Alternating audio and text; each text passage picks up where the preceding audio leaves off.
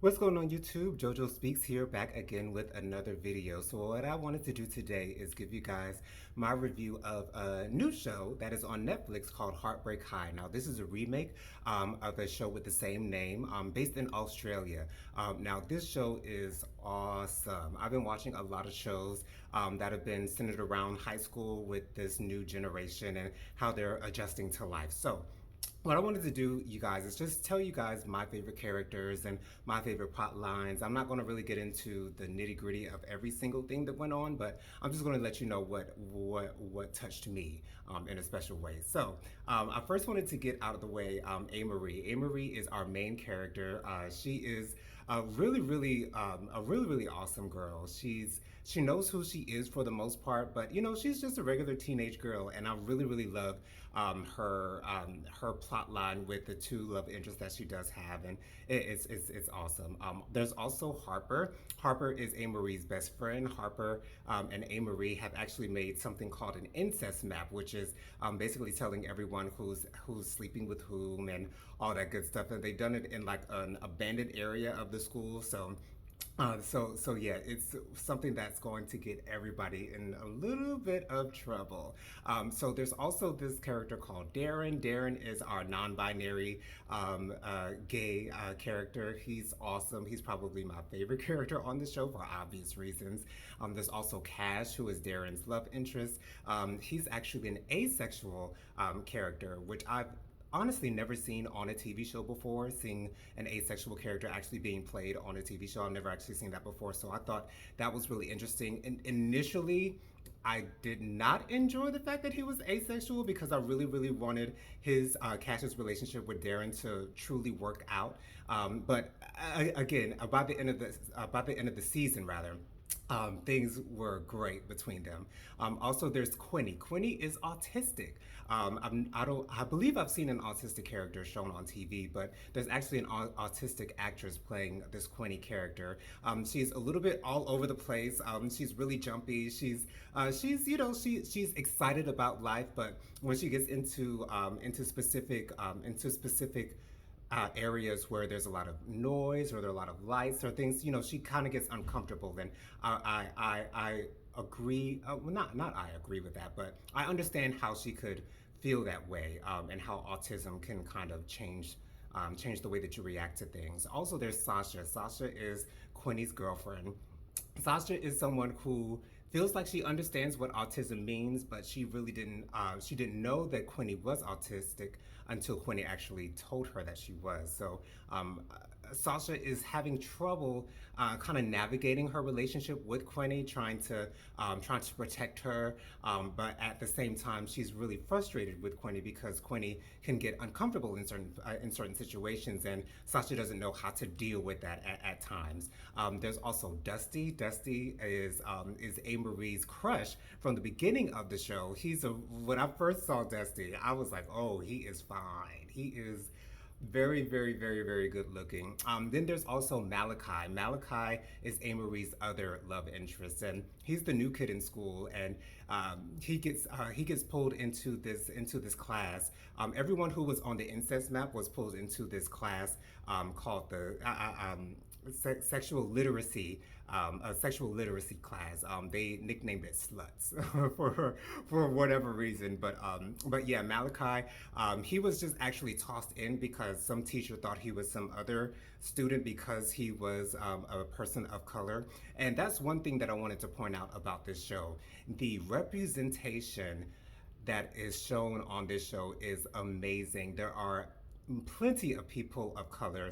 There's a non-binary character, there's an asexual character, there's an autistic character. I mean, the spectrum is so wide on this show, and I truly do love it. So there's an issue between A Marie and Harper. They went to this music festival a week before the start of the show, and A Marie has no idea what's going on with Harper. Harper has come back to school. She's shaving her head and she's not talking to A Marie. And they get into this big fight. And Harper will not tell A Marie for the life of her why she is upset with A Marie. But it turns out that during after the music festival, Harper went out with a couple of guys, and they sexually assaulted her, and she felt like A. Marie left her in the cold. A. Marie had gone to get a drink, and they had never come back together. So I thought that plot line, they didn't reveal what Harper was upset about until the second to last episode of the show, or it might have been the last episode. I can't remember for sure, but for them to drag that on, it was a little. I was a little uneasy about that because the whole time, there are 8 episodes in the first season, so the whole time you're going through the show, you're like, why is Harper mad? Why is Harper mad? Why is Harper mad? And so it's a little bit frustrating, but by the time that you get to the reason why Harper was mad, it all comes together, and you truly understand. I also liked the teacher that was teaching this sexual literacy class. I think her name was JoJo. She was an African American woman, and she was really sassy, and she was awesome. And also the principal was a character. Like she calls herself a woke woman. She's the one that brought together these kids who were on the incest map and put them into the sexual literacy class. And she was hilarious throughout the entire time. Our antagonist of the show, there seems to be only one antagonist, although some may consider Dusty to be an antagonist because of how he's treating A. Marie, because Dusty kind of goes back and forth between A. Marie. He's leading A. Marie on. He kisses her. He kind of, makes it seem like he is interested in her, although he is more interested in Harper, which is interesting. But, that's neither here nor there. But Spider is our main antagonist. He does not like A. Marie, and there's a reason why he does not like A. Marie. But he also always has these derogatory comments towards everyone, and it's really, really annoying. But by the time you understand why he is the way he is, then it all makes sense. So let's get into Darren and Cash. So when Darren first is introduced, he actually already has somewhat of a love interest. I don't know if I want to call him a love interest because they were actually just sort of kind of friends with benefits. They were just kind of getting it on, and that was pretty much it. But as time goes on, Darren and Cash have these scenes, and you kind of pick up maybe about the second or third time that they have a scene together that, oh, something might be going on between these two. And so it's super, super, super, super cute. Cash is what they call an eshe. I'm not exactly sure what eshe means, but I'm assuming it means someone who is somewhat of a criminal in some way. He is hanging around this group of guys who go and steal things, and they're doing just basically things that would end them up in jail. And Cash actually lives with his nan, his grandmother. She is a character as well. I love Nan. She truly accepts Cash for who he is, but she doesn't appreciate the path that he's going on. There's a scene in one of the episodes where the police are coming to look for him because Cash and his friends had stolen Dusty's father's car to do a robbery. So the police come to Cash's house, and they ask Nan, "Can we speak to Cash?" I think his name is Douglas in the show, and Nan is like, "He's not here. He's not here. You can't talk to him if he's not here." So she's just basically trying to shoot them off, and then she goes to Cash, who's actually in the shower, and she says, "Go get some better friends who are not going to put you down the isher." So I really, really love Nan and the way that she treats Cash and the way that she encourages him to follow his heart. I really, really do love that. So Darren and Cash, they eventually do get together. As far as kissing is concerned, they go to this gay event where Darren does a Vogue, does a voguing thing.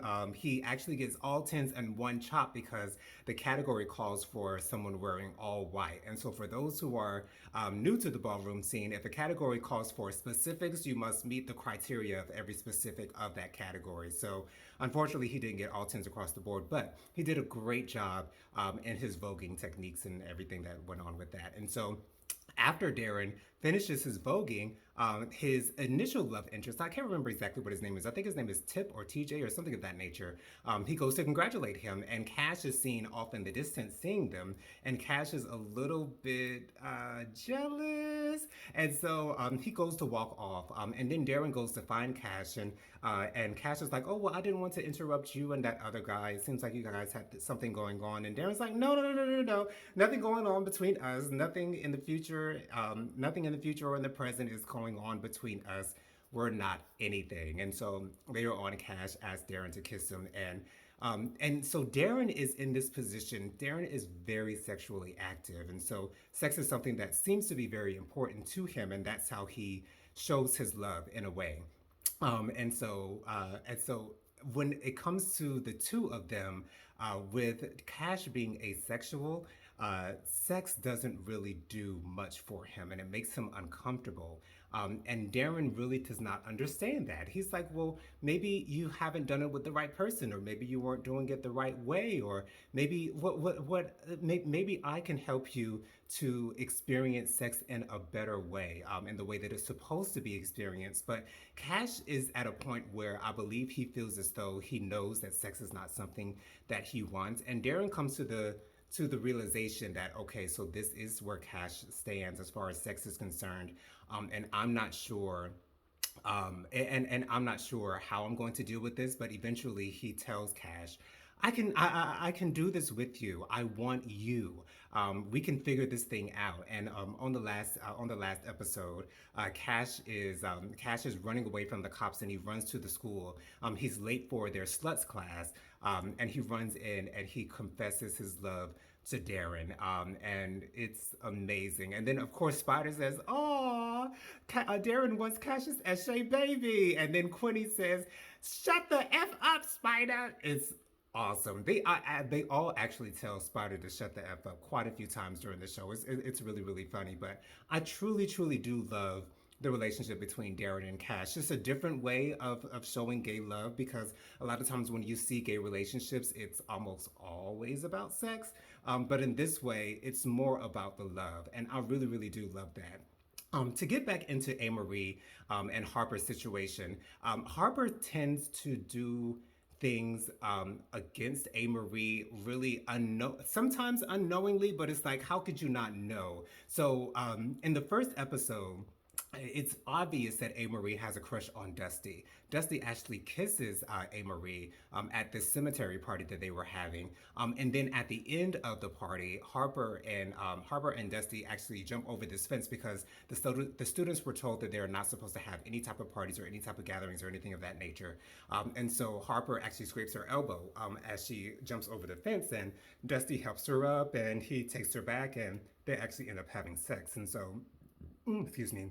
So in the next episode, when Dusty is having this house party, he and his band, Renaissance Titties, which is a ridiculous name, but you know, it's whatever. And he shouts at Harper, and he pretty much says, but he doesn't say that they pretty much hooked up, and Amory is pissed. But at the same time, she's got Malachi, who is really trying to let Amory know that he likes her. So Amory and Dusty. Amory and Dusty, they do continue to be somewhat friendly throughout the show, but of course it is obvious that Dusty really does want Harper. So with Amory and Malachi, Malachi is this really sweet guy, and he really likes Amory, and so Amory does eventually allow him to take her virginity, which is something that Spider tried to do previously, but unfortunately he couldn't get it up. So this is the reason why Spider does not like Amory, because I feel as though he thinks that Amory might tell others what happened between them, but she actually never told anyone what happened between them.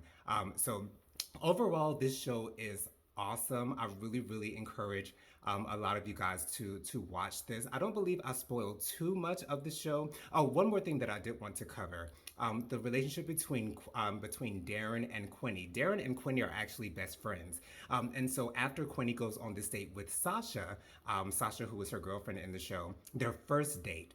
When they're in their first date, they're at this restaurant, and Quinny is having sensory overload. There's a lot of loud music going on. She really can't really focus on Sasha the way that she would really want to. And so Sasha is, really kind of upset about this. And so when they get to this party that Dusty is having, Quinny comes back and she's really upset. She feels like she's ruined her chances with Sasha. And Darren is like, calm down, calm down. Don't overreact. Just breathe. And Amory is in the room, in the bathroom with them. This is where they're having this conversation. And Amory goes to hug Quinny, but Darren's like, no. Don't touch her. Don't touch her. Darren really understands who Quinny is, and how she reacts to things, and what makes her feel better in the moment.